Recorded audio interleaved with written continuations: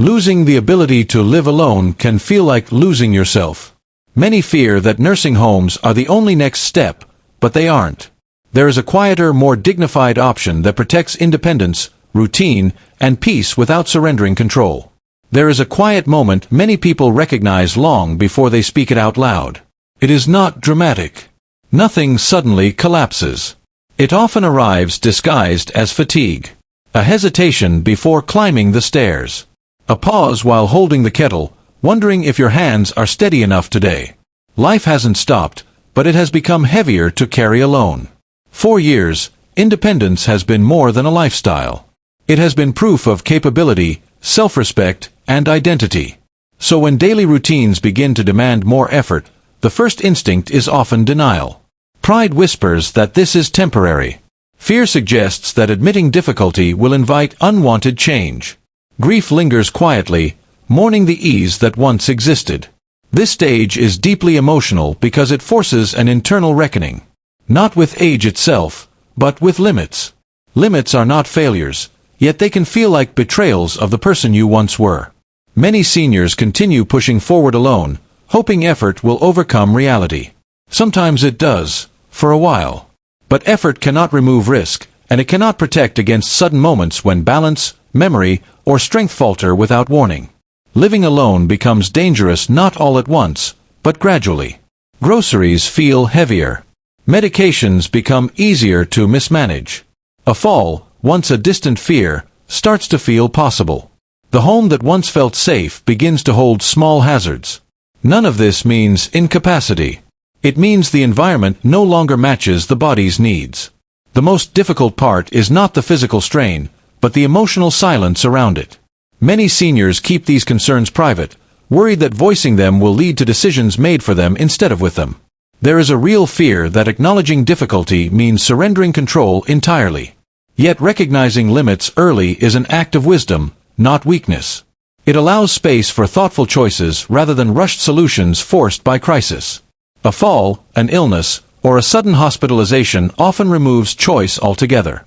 In those moments, decisions are made quickly, emotionally, and often without considering what truly matters to the person at the center.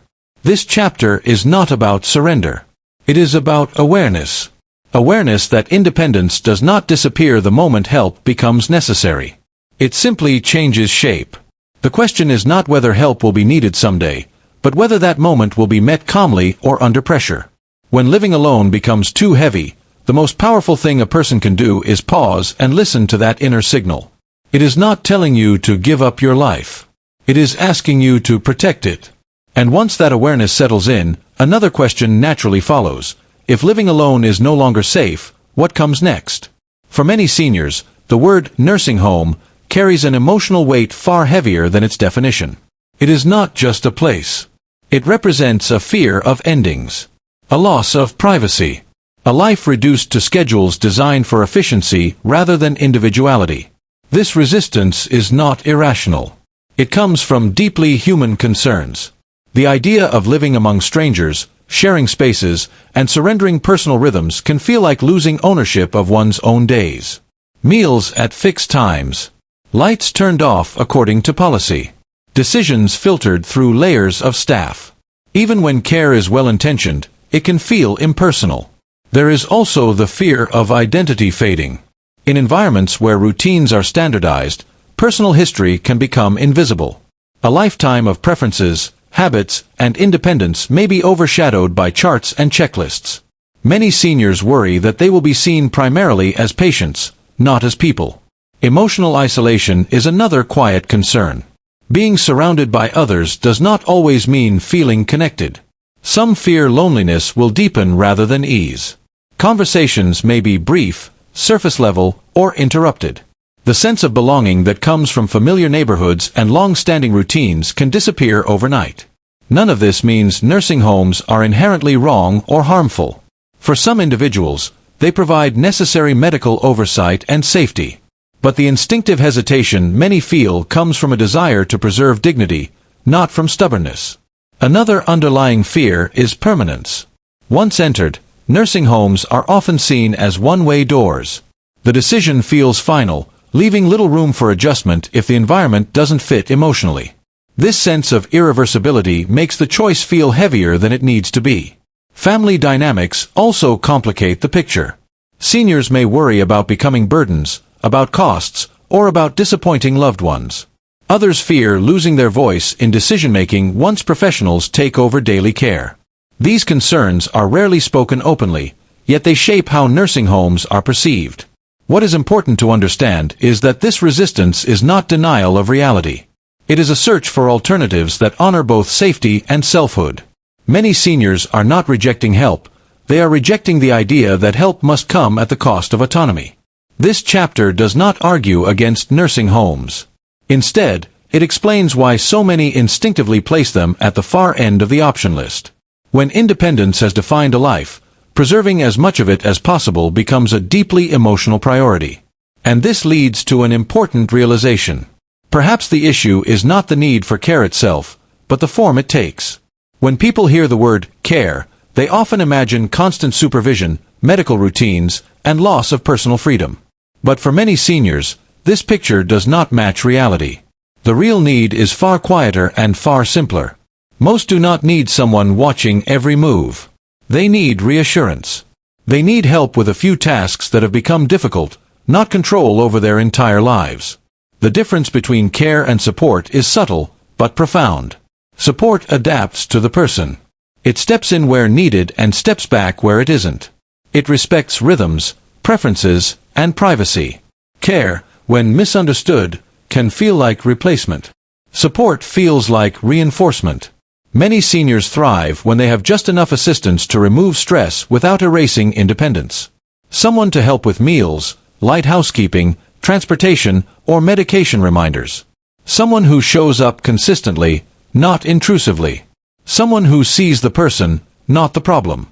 This reframing matters because it shifts the emotional narrative. Needing support does not mean losing competence. It means recognizing that life is easier and safer when it is not carried entirely alone. Support preserves dignity because it allows seniors to remain decision-makers in their own lives. There is also emotional support to consider. Living alone can quietly erode confidence. Worry accumulates in small ways. Support brings relief, not just practically, but mentally. Knowing help is available reduces anxiety and restores a sense of control. This chapter challenges the assumption that increased need automatically requires institutional living. For many, the gap between full independence and full care is wide. And within that space, there are options that honor both safety and self-respect. Understanding this difference opens the door to smarter choices. Choices that do not rush toward extremes. Choices that respect the complexity of aging rather than simplifying it. Once this distinction is clear, a new possibility begins to take shape, one that sits between living alone and entering a nursing home. Supported independent living is not about giving something up. It is about holding on to what matters most while gently adjusting what no longer works. At its core, this option allows seniors to remain in familiar surroundings or move into small, home-like settings where assistance is available but not overwhelming. The structure is flexible, not rigid. Help is personalized, not standardized. This approach recognizes that safety and autonomy are not opposites. They can exist together when support is thoughtfully designed. Seniors maintain control over their schedules, their space, and their choices. Assistance fits around life, rather than life being reshaped around assistance. One of the most powerful aspects of supported independent living is continuity. Daily routines remain recognizable. Morning coffee happens at the same window. Favorite chairs remain in place. Personal history stays visible. These details matter deeply to emotional well-being. Decision-making also remains central. Seniors are involved in choices about their care, their environment, and their daily rhythms. This preserves confidence and self-worth, even as physical needs change. Human connection plays a quieter, more natural role here. Support often comes from a small, consistent group of caregivers, reducing the sense of being managed. Relationships form gradually, grounded in respect rather than authority. This option is not a denial of aging. It is an adaptation to it. It acknowledges that life evolves, and that dignity lies in adapting wisely rather than resisting change entirely. Importantly, supported independent living is not one size fits all. It can scale gently as needs change. This flexibility reduces fear of permanence and allows for adjustment without upheaval. For many seniors, this option feels like a bridge rather than a cliff. A way forward that does not erase the life they know, but supports it. And as this balance settles in, something else becomes possible: peace. Peace in later life does not come from pretending nothing has changed. It comes from accepting change without surrendering selfhood. When seniors live in environments that respect their history, routines, and choices, emotional calm follows naturally. Familiar spaces ground the mind. Predictable support eases anxiety. Control, even in small ways, restores confidence. This chapter is not about comfort alone. It is about emotional safety. Knowing that help exists without hovering. Knowing that choices still matter. Knowing that independence has not been taken away, only redefined. Many find that once the fear of forced transition fades, space opens for reflection. Life feels less rushed. Energy once spent worrying can be redirected toward relationships, creativity, and rest. Peace becomes something lived, not just hoped for. Redefining independence does not diminish it. It deepens it. True independence is not about doing everything alone. It is about living according to one's values, even when circumstances change. Needing help does not erase a lifetime of strength. It simply acknowledges that strength evolves. Wisdom lies in choosing paths that protect both body and spirit. This journey, from recognizing limits, to rejecting false extremes, to choosing supportive independence, leads to a quieter, steadier place. One where dignity is preserved, and control remains personal. In the end, the smartest option is not the one that looks strongest from the outside. It is the one that feels most human on the inside.